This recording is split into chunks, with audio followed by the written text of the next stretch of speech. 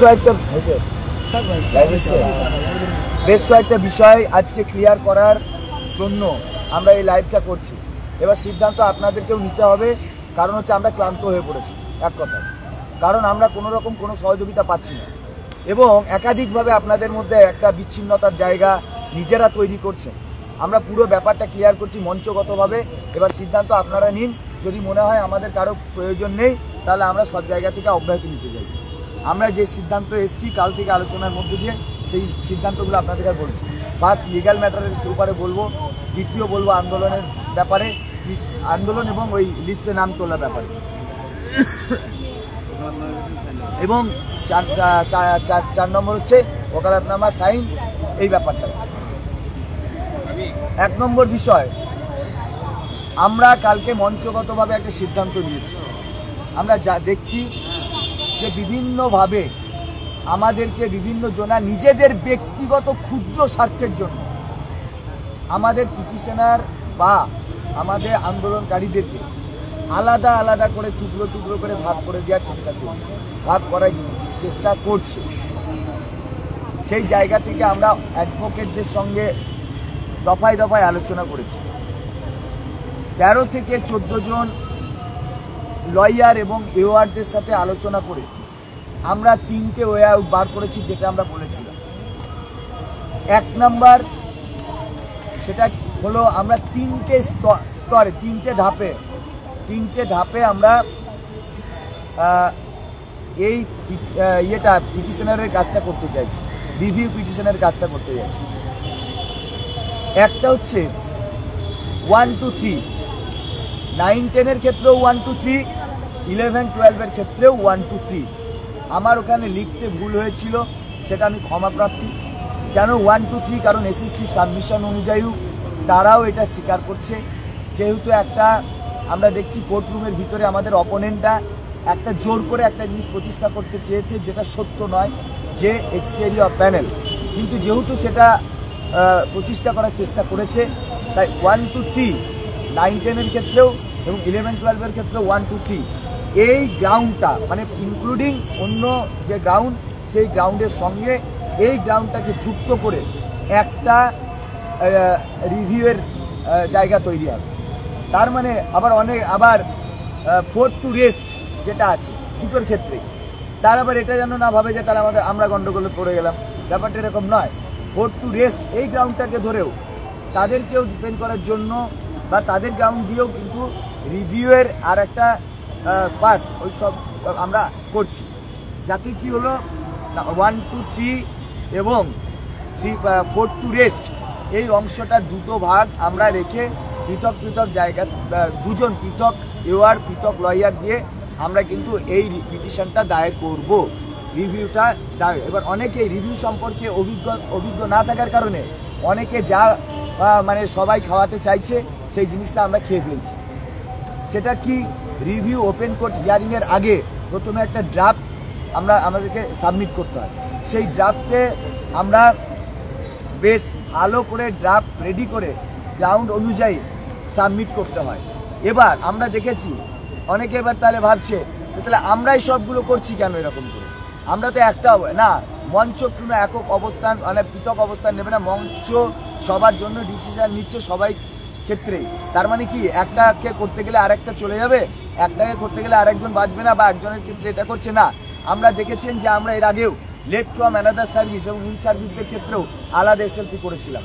সেক্ষেত্রে তাদেরকে court specially একটা বেনিফিট দিয়েছে, সেটা কোর্টের বিশ্লেষণ।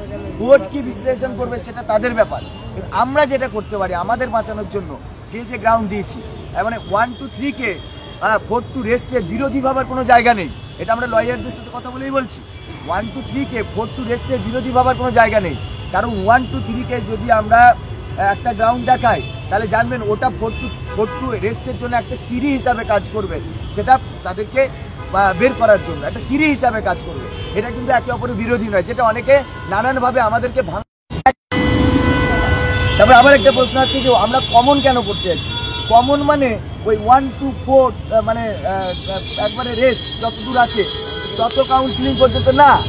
রিভিউয়ের একটা স্পেশাল গ্রাউন্ড হচ্ছে যে জাজমেন্টটা আমাকে দেওয়া হয়েছে সেই জাজমেন্টের কোন কোন জায়গায় তার ত্রুটি বিচ্যুতি আছে এবং কোন কোন জায়গাগুলো দিয়ে আমি রিভিউ করতে পারি। সেখানে কাউন্সিলিং সংক্রান্ত কোনো বিষয় থাকবে না, কাউন্সিলিংয়ের ব্যাপারটা থাকবে না, কারণ এটা এসএলপি নয়। এসএলপির সঙ্গে রিভিউ পিটিশনকে গুলিয়ে দিয়ে কিছু লোক তারা নিজেদের কোনো ব্যক্তি স্বার্থ চরিতার্থ করতে চাইছে। আপনারা আমাদের কথায় বিশ্বাস করতে হবে না। আপনারা লয়ারদের সাথে, যদি আপনাদের বাড়ির আশেপাশে বা কোনো রিলেটিভদের মধ্যে লয়ার থাকে, আপনার বিষয়টা দিনের আলোর মধ্যে আপনারা লয়ারদের সাথে আলোচনা করুন, তাহলে বিষয়টা আপনাদের দিনের আলোর মতো ক্লিয়ার হয়ে যাবে। কারা ফেক কথা বলছে, কারা রিয়েল কথা বলছে, এটা আপনাদের পরিষ্কার হয়ে যাবে, বুঝতে হবে ব্যাপারগুলো। তাহলে রিভিউ পিটিশনের যে আমাদের যে জাজমেন্ট, সেই জাজমেন্টের কোন কোন জায়গাকে ধরে স্পেশালি আমরা রিভিউ দাখিল করলে আমার রিভিউটা সাবমিট করতে পারি। রিভিউটাকে সাবমিট করতে পারলে সেটা যদি ওপেন কোর্ট হিয়ারিং হয়, তখন আমাদের বলার অগাধ স্বাধীনতা আমরা পাবো। তখন আমরা ঠিক এভাবেই নানান আর্গুমেন্টের মধ্যে দিয়ে নানান বিষয়কে এস্টাবলিশ করতে পারবো।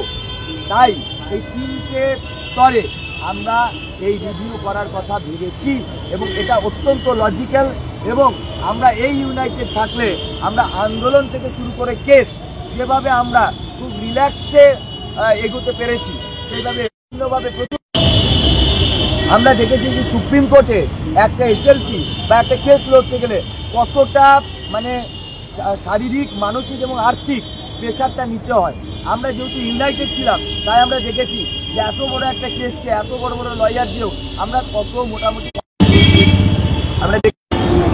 কত কম একটা টাকা দিয়ে আমরা এত বড় একটা কেসকে চালাতে পেরেছি।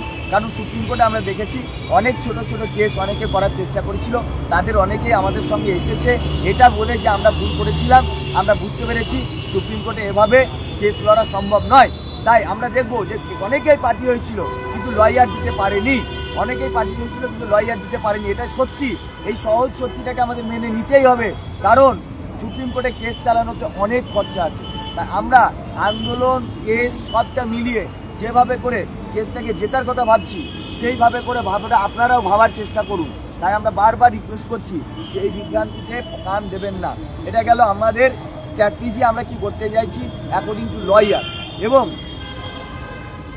লাস্ট দ্বিতীয় ব্যাপার, আমরা কাজ কবে থেকে শুরু করছি এই বিষয়ে আমরা বলছি শুনুন। আমরা কিন্তু যোগ্য মঞ্চের পক্ষ থেকে এখনো পর্যন্ত কোনো জায়গায় আমরা পিটিশন মানে ওকালতনামা সাইন করাচ্ছি না।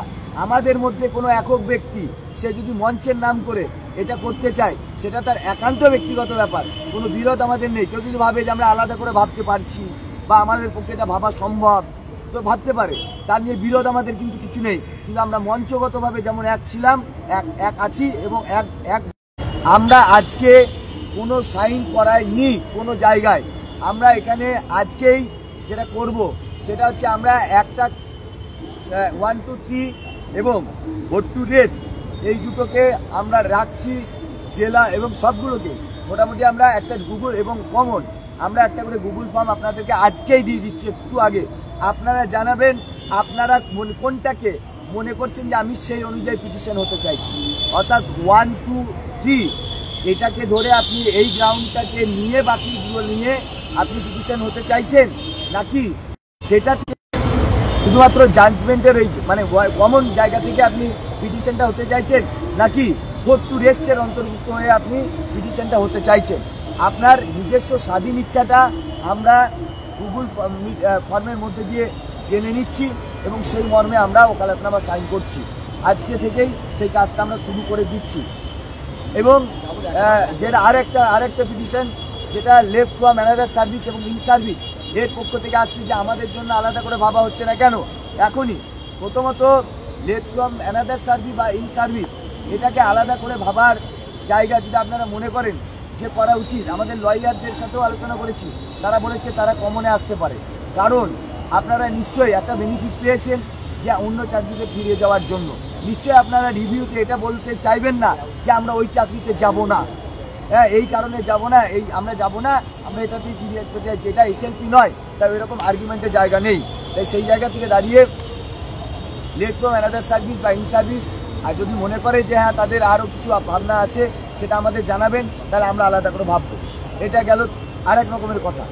এবং আজকে যেটা আমাদের কাছে খুবই সমস্যা, যেটা আমাদের মনে হচ্ছে যে এইখানে আমরা স্কুল সার্ভিস কমিশনের সামনে বসে আছি কেন আমরা বসে আচ্ছা, আর একটা শুধু এইটা বলার আগে আর একটা কথা বলে দিই। আজকে আমাদের ওকালতনামার একটা কাজ আজ থেকে শুরু হবে, মানে আজকেই শেষ হয়ে যাচ্ছে বা আজকেই আসতে হবে এটা নয়, আজ থেকে শুরু হচ্ছে ওকালতনামার কাজ। আমরা শহীদ মিনারে বিকালবেলা থেকে আজকে আমরা শুরু করছি আমাদের ওকালতনামার সই সংগ্রহের কাজটা, এবং আমরা জেলা ভিত্তিক ওই কাজটা করব।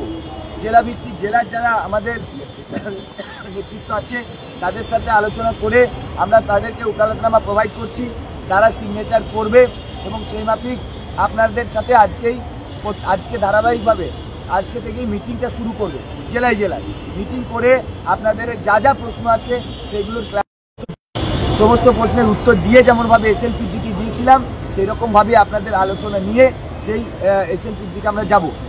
এবার আমরা এখানে কেন বসে আছি, এই প্রশ্নটা আসছে বারবার যে এখানে আমরা বসে আছি কেন। আমরা দেখছি আমাদের সহযোদ্ধারা একটা বড় অংশ, আমরা দেখছি আমাদের সহযোদ্ধাদের একটা অংশের নাম আসেনি, তাদেরকে অনেকে টেন্টেড বলে ফেলছে এবং তাদের উপর এরকম একটা শিরোপা চাপিয়ে দিচ্ছে। তো তাদের জন্য এখন আমরা অবস্থানে ছিলাম, কিন্তু আমরা এখানে বসে থাকার পর আমরা হঠাৎ করে দেখলাম আর একটা অংশ এসে তারা আমাদের পাশে বসলো এবং এখানে যে ডিস্টারবেন্স তৈরি হলো সেই ডিস্টারবেন্সের জায়গা থেকে অনেকে এই আবেদন দেখেছিল যে আমরা কেন ওকালতনামা ওখানে সাইন করছি না। কিন্তু এখানে সত্যি কথা বলতে আমরা কাল থেকে কন্টিনিউয়াস এই 24-48 ঘন্টা ধরে আমরা নিজেদেরকে মানে অত্যন্ত অসহায় মনে করছি, আপনাদের জন্য, অন্য কোনো কারণের জন্য নয়।